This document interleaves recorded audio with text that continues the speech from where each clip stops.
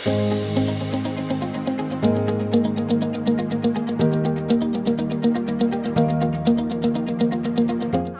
name is Sani Rizwan and I am a gold medalist graduate from Rifa Institute of Media Studies. I want to thank my university, my faculty and all the members that helped me to achieve my dreams. Thank you so much. रिफ़ा का first day था और मुझे जो है faculty members कुछ आए, उन्होंने कहा कि आप स्टूडियो में चले जाएं, एडमिशन्स वहाँ पे हो रहे हैं, वहाँ पे इंटरव्यूज़ कंडक्ट हो रहे हैं। और वहाँ पे मीडिया स्टडीज़ के जो स्टूडेंट्स थे, मीडिया एंड कम्युनिकेशन स्टडीज़ के, उनके ओरिएंटेशन सेशंस चल रहे थे और इंटरव्यूज़ ऑन कैमरा रिकॉर्ड हो रहे थे। और मैं वो स्टूडेंट थी कि जो कभी भी कैमरे पे, स्क्रीन पे कभी भी नहीं आई, और मुझे ये नहीं पता था कि मेरा इस तरह एक्सीडेंटली जो है इंटरव्यू होगा। I was not even ready. और मुझे याद है कि सर राशिद फ़ारूक ने मुझे कॉल किया कि आएँ और आके ऑन कैमरा इंटरव्यू दें। And that was the time कि जब मैं जाके बैठी और मेरी कज़न ने मुझे कहा जाओ जाके दो, और मैं कैमरे के आगे बैठी हुई थी और उन्होंने मुझे कहा कि ये चीज़ समझनी है। उनके वर्ड्स ये थे कि ये चीज़ समझो कि और यहाँ इस पूरे रूम में कोई नहीं है, तुम कैमरे से बात कर रही हो। और वो एक इंटरव्यू सेशन कंडक्ट हुआ जिसमें मैंने थ्रू आउट 1 to 2 मिनट्स बोला। और उसके बाद जो है वो जितने वहाँ पे मेरे सीनियर्स बैठे हुए थे जो रैगिंग कर रहे थे डिफरेंट जूनियर्स की, उन्होंने सब ने खड़े होकर जो है क्लैपिंग की और सर ने मुझे कहा कि आपका बहुत अच्छा जो है इंटरव्यू कंडक्ट हुआ।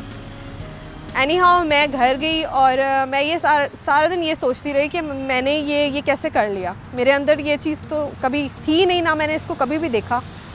तो जब अपने फादर से डिस्कस करते हुए मैंने उनसे बताया कि ये इस तरह मैंने किया और सब बहुत खुश हुए, तो मेरे फादर कहते हैं कि मीडिया स्टूडेंट और मीडिया स्टडीज़ वो तुम कैसे कर सकती हो, तुम तो एक टिपिकल वो बच्चा हो जो कि बुक से निकलती ही नहीं थी। तो मैंने कहा नहीं मुझे लगता है मैं केमिकल इंजीनियरिंग नहीं कर सकती, मैं मीडिया स्टडीज़ करूँ। And he was like shock कि ये चेंज करी है फील्ड और अब क्या होगा।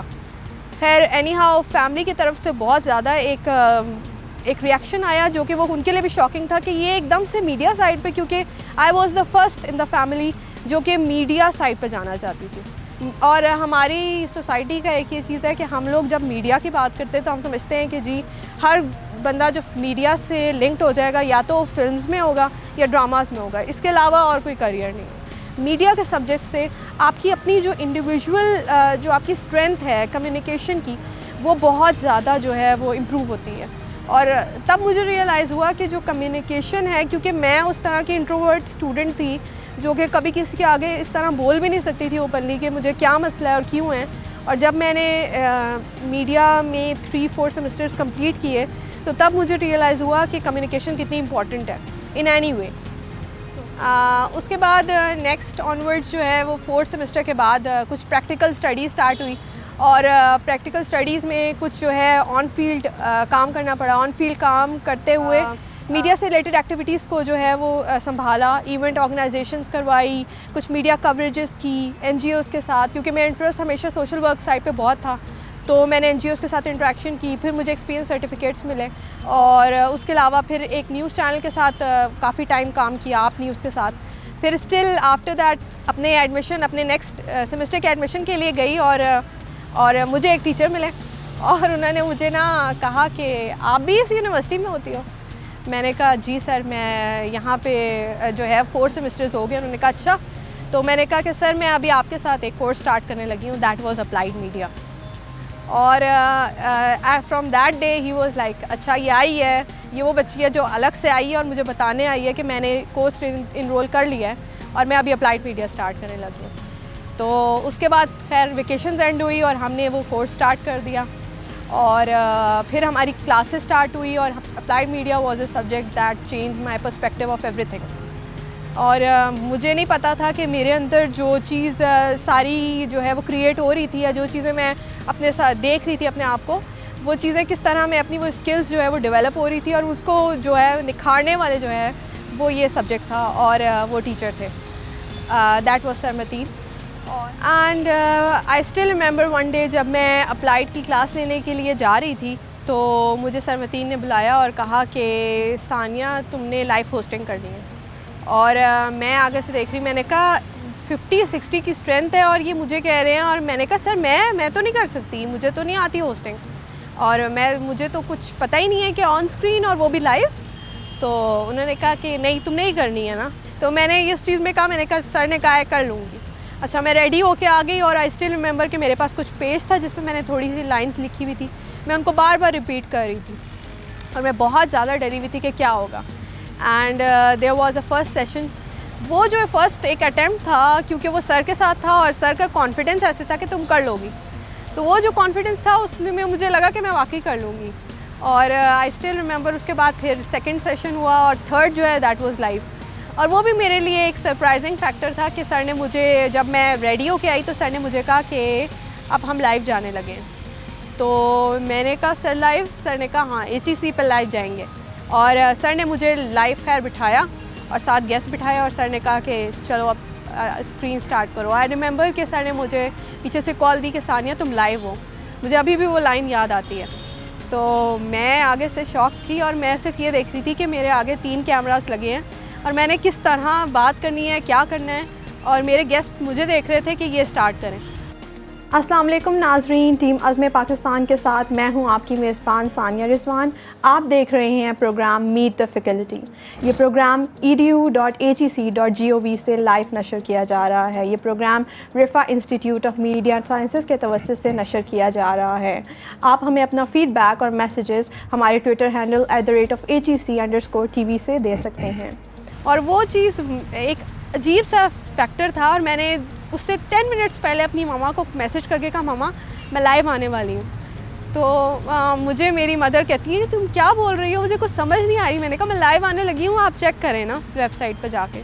तो आई रिमेंबर कि मैंने जितने मेरे फ्रेंड्स थे, फैमिली से, उन सबको मैसेज कर दिया। और जब मैं लाइव सेशन करके फ्री हुई हूँ, क्योंकि वो 1 गो में था सारा सेशन, और जब वो करके फ्री हुई हूँ तो समतीन आए और he was the first one जिन्होंने स्टूडियो का दरवाज़ा खोला और कहा कि कमाल है, बहुत अच्छा किया है। और वो मुझे बिल्कुल मुझे समझ नहीं आई कि मैंने कैसे कर लिया। और गेस्ट बहुत खुश थे और वो फर्स्ट सेशन हुआ।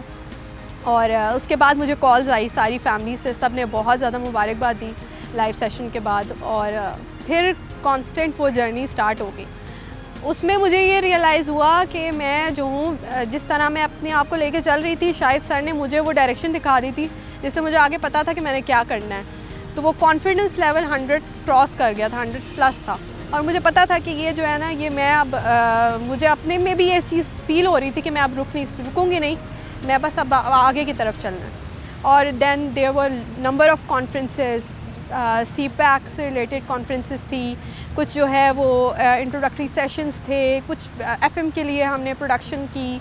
रिफ़ा में रहते हुए मेरे लिए एक बहुत बड़ी अपॉर्चुनिटी थी कि FM 102.2 ने जब मेरी जो है, मैंने वहाँ काम किया बहुत अरसा, तो वो मेरा बहुत अच्छा एक्सपीरियंस रहा। लिसनर्स मुझे सुनते थे, मेरे प्रोग्राम सुनते थे। और ना सिर्फ ये कि मैं प्रोग्राम्स करती थी, बल्कि प्रोग्राम्स का कंटेंट भी कई बार होता था कि ख़ुद से जनरेट करके आइडियाज़ ला के और मैं प्रोग्राम्स किया करती थी। क्योंकि FM में मैं बहुत अरसा काम कर चुकी थी, रेडियो के साथ मेरी बहुत ज़्यादा जो है वो, मैं बहुत ज़्यादा लिंक थी और मुझे बहुत शौक़ था कि मैं रेडियो के लिए काम करूँ। तो जब फाइनल प्रोजेक्ट की बात आई तो आई स्टिल रिमेंबर कि मैंने समतीन को जाके कहा कि मैं कुछ डिफरेंट करना चाहती हूँ और वो कुछ ऐसा होना चाहिए कि जो लाइफ टाइम मेरे लिए एक अचीवमेंट हो। उसमें फिर मैंने ये किया कि मैंने रेडियो पाकिस्तान से एक लिंक प्रोजेक्ट किया जो कि 1965 की वॉर को कवर कर रहा था और रेडियो पाकिस्तान की जो सर्विसेज थी उसमें मैंने उसको हाईलाइट किया।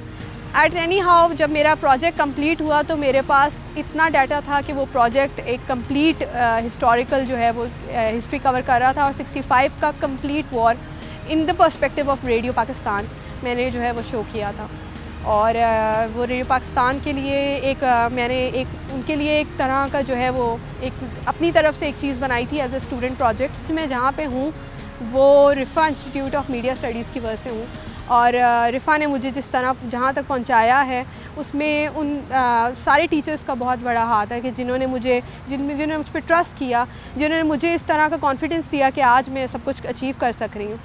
तो कॉन्वोकेशन के जो टाइम था और जब मैंने गोल्ड मेडल लिया तो वो अचीवमेंट जो है वो मुझे वो खुशी से ज़्यादा मुझे इस चीज़ की खुशी थी कि मेरे टीचर्स मुझे देख के खुश हैं, जिन्होंने मुझ पर ट्रस्ट किया, जिन्होंने मुझे वैल्यू दी और जिन्होंने मुझे यहाँ पहुँचाया। उसमें सर मतीन जो है वो सबसे पहले हैं। मैं सेलिब्रेशन हुई, बहुत खुश हुए सब हर तरफ से कॉल्स आई, खुश हुए। तो वो अब ये है कि जो जब मैंने स्टार्ट की थी तो वही रिलेटिव्स या वही लोग जो मुझे आके कहते थे कि मीडिया में काम करोगी या मीडिया स्टडीज़ कर रही हो, कम्युनिकेशन स्टडीज़ करोगी, कहाँ अपने आप को देखती हो, आज वो अपने मुझे कॉल करके पूछते हैं कि हमने अपने बच्चों को या हमने आगे करियर के बारे में करना है, तो तुम हमें बताओ हम क्या करें, हम कौन सी फील्ड में डालें और मीडिया स्टडीज़ कैसी रहेगी फील्ड एज अ फील्ड। आज Rifa institute of media sciences की वजह से इस इंस्टीट्यूशन में पढ़ते हुए और इस इंस्टीट्यूशन से निकल के एज अ गोल्ड मेडलिस्ट जो है मैंने सब कुछ अचीव किया है। तो मैं आज ये समझती हूँ कि वो सानिया बहुत सक्सेसफुल है। तो पहले जब हम बात करते थे पुराने ज़माने में तो हमारे लिए मीडिया जो है वो सिर्फ एक प्रिंट या हमारे न्यूज़पेपर्स, रेडियो तक जो है वो था, और अभी मीडिया जो है वो कम्प्लीटली हमारा वर्ल्ड वाइड है। तो कोई ऐसा इंस्टीट्यूशन, कोई ऐसा बिज़नेस, कुछ ऐसा नहीं है जो कि मीडिया की डिपार्टमेंट या मीडिया के बगैर चल सके। तो मीडिया की बहुत ज़्यादा इम्पोर्टेंस है और जितने स्टूडेंट्स हैं उन्हें अपनी करियर में जो है अगर तो वो कंसीडर करते हैं तो मीडिया स्टडीज़ को फर्दर अपने पैशन में कंटिन्यू करना चाहिए। तो आज मेरी सक्सेस की वजह जो है वो रिफा इंस्टीट्यूट ऑफ मीडिया साइंसेस की वो मेहनत या वो हेल्प है जिसकी वजह से आज मैं अपने आप को एक ऐसी जगह पे देख रही हूँ कि मैं कामयाब हो गई हूँ।